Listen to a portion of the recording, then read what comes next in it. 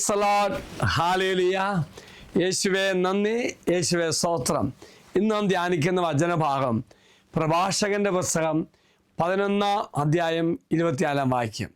വചനപ്രകാരം പറയുന്നു, എനിക്ക് വേണ്ടതെല്ലാം ഉണ്ട്, എന്ത് ആപത്ത് വരാനാണ് എന്ന് പറയരുത്.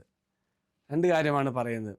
അതായത് ഒരിക്കലും പറയരുത് എനിക്ക് ആവശ്യത്തിനെല്ലാം ഉണ്ട്, ഞാൻ എന്നിൽ തന്നെ എല്ലാം ഉള്ള വ്യക്തിയാണ്, എനിക്കൊന്നും സംഭവിക്കില്ല. ഈ വചനമാണ് പറയുന്നത്.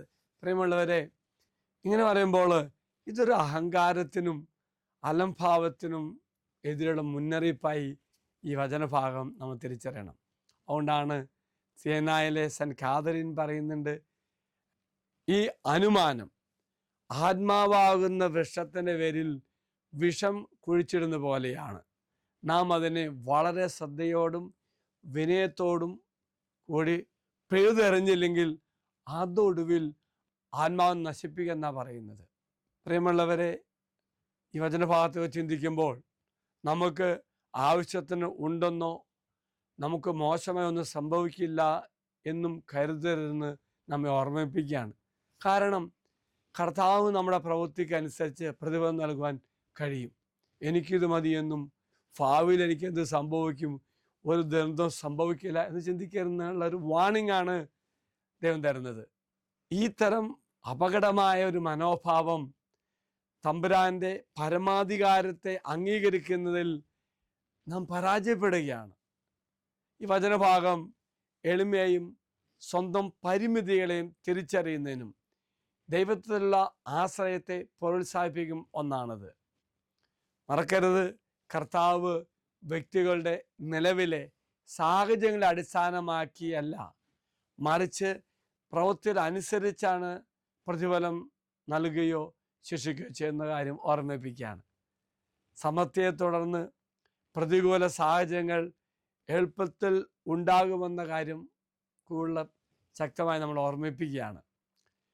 ഭൂമിയിലെ നേട്ടങ്ങളുടെ ക്ഷണികമായ സ്വഭാവം എടുത്തു കാണിക്കുന്നു ഈ വചനം. മറക്കരുത്, ഈ ഭൂമിയിലെ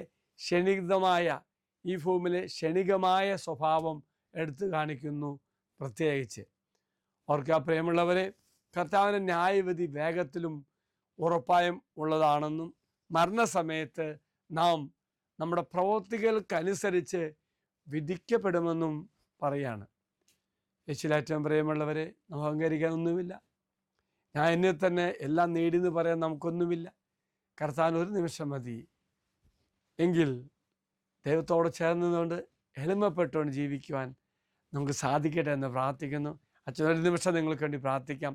സർവശക്തനായ ദൈവമേ, മനസ്സിൻ്റെ ഹൃദയത്തിൻ്റെയും എല്ലാ അഹങ്കാരത്തിൽ നിന്നും എന്നെ കാക്കേണമേ.